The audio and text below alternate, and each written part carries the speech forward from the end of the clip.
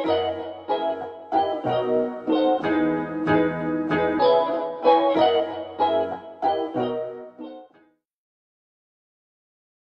Hi, my name is Sam Gomez, and I'm one of the original founders of Our Neighborhood Times.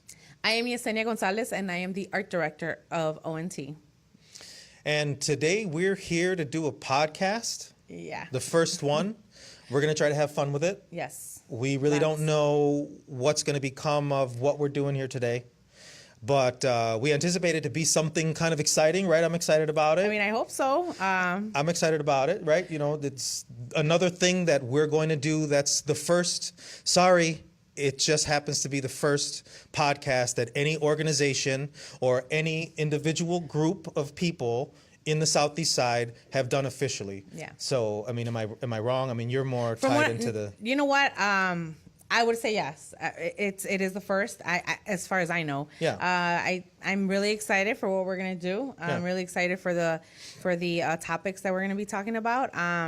We don't know what those are yet, but as they come and as you let us know what you want to see in here, we will be doing it. Yeah. But today we'll talk a little bit about, I guess, like how we got here, right? So I think it's already been over 10 years. I'm bad with dates. Anybody who knows me knows that I'm bad with dates. But I'm sure it's been about a decade already since we first brought out the first newspaper, right? That's where we started. Do you remember? I do. I worked for the city for about 9 years, and through those years, I worked with you guys on a lot of things, like the Summerfest, Our Neighborhood's Got Talent, the Battle of the Bands, and, well, the newspaper. So I remember all those crazy nights and running around trying to get those permits last minute, 2 hours before the doors open, and sometimes we got them, sometimes we didn't. Oops, sorry, I don't know. Right. But, what's the statute of limitations on those things? I mean, we're good. We're good now. Because, okay, so just like that, I mean, you set out thinking something's going to be a certain way. And I know it's going to sound cliche, but I mean, a lot of the things that we did that were just getting through it it's not always it doesn't end up how you always thought it was going to be when you started it, right? And a lot of times it's just about getting through difficulty, not quitting, not letting people tell you can't do it because, you know what, I'm sorry. I don't know if it's this part of where we live, if it's the people that we know, if it's the people from this neighborhood. It's just how we've been conditioned over the last 20 years growing up, whatever it is. But I don't understand why there's so many people in the community. If you say something that you're going to do and your intention is to be positive and uplifting and identify good things and just do good things, and there's all these people who want to say you can't do it. Yeah. Not just say that you can't do it, because it'd be different. I would prefer people just not say anything. And then again, that's another one of those sayings that your mom used to tell you, right?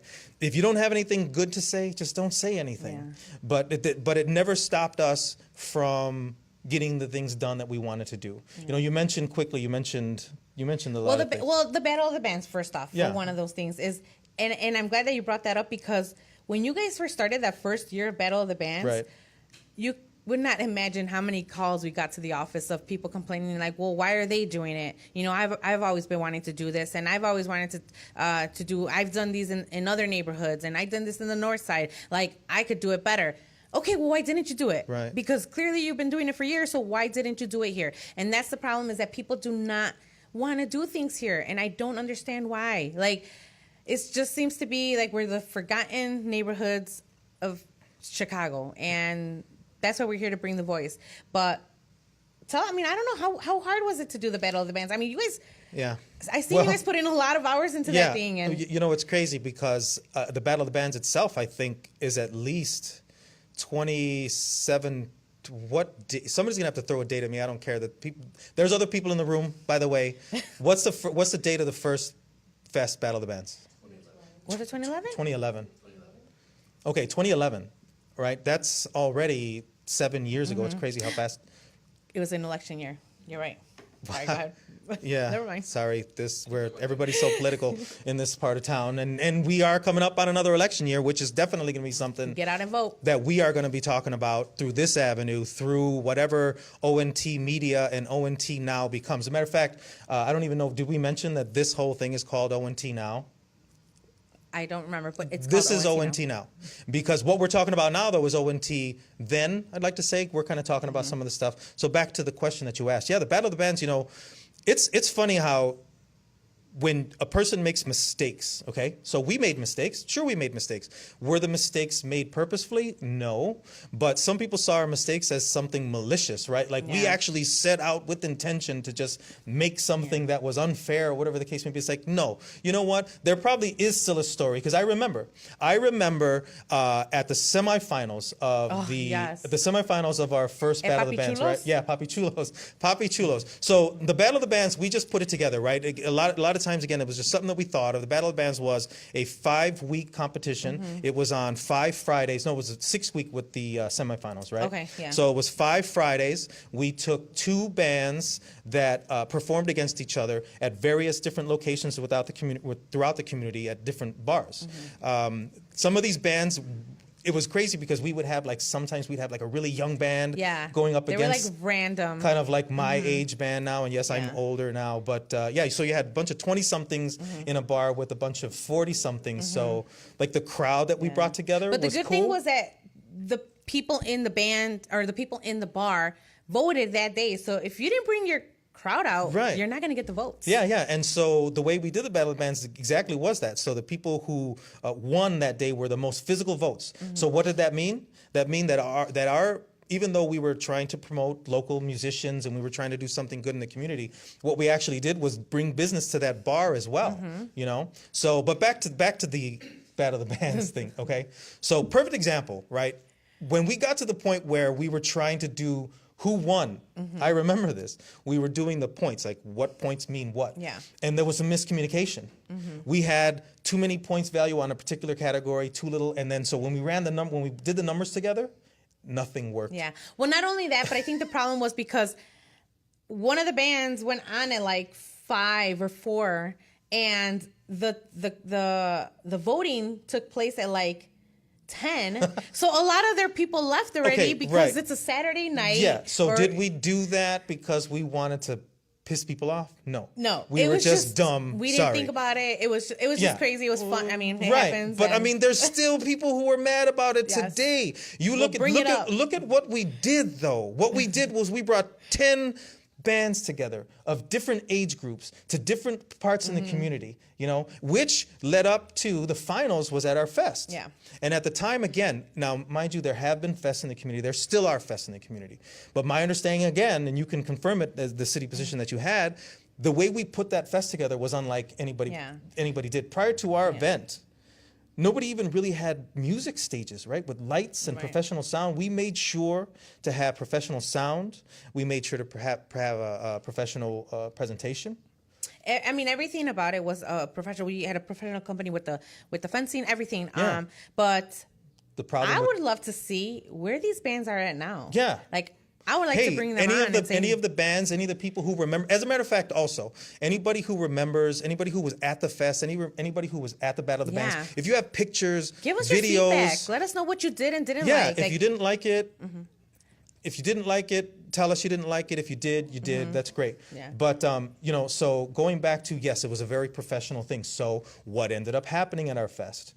In order to bring an event that we thought was going to be as good as it would have been for other events, right? I mean, it was a nice looking event. It was a nice looking event. But anyway, so today we just kind of wanted to talk about sort of how we got here, and part of what we are doing now is this method of getting some of those stories that we used to print out, right?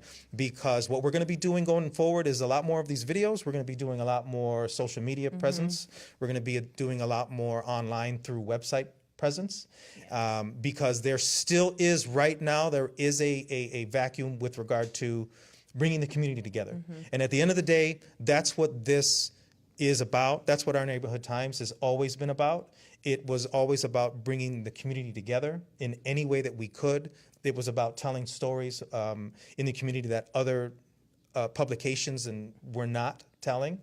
As you know, anytime anybody ever talked about schools, it was something bad. Yeah. Anytime anybody ever talked about youth, it was because of gangs or some kind of violence. If you hear us in the news, it's bad. It's always bad. From this neighborhood. And we saw it as it can't happen like that anymore.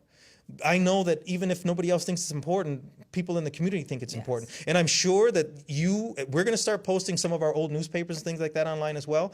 Go through those pages, because you're going to go through page 7. I was going through some of it, Yesenia, and I was like, I bet there's a kid 7 years ago who didn't even realize we took his picture. Yeah. Or we talked about that event that he did, or we talked about that story that she wrote. We did a lot of good things, right? And it's part of what we're going to be doing going forward. I know we don't make everybody happy all the time, but you have to understand that we're going to continue to work hard. And a lot of this stuff is thankless, right? I mean, we just do things because we think it's a good thing to do.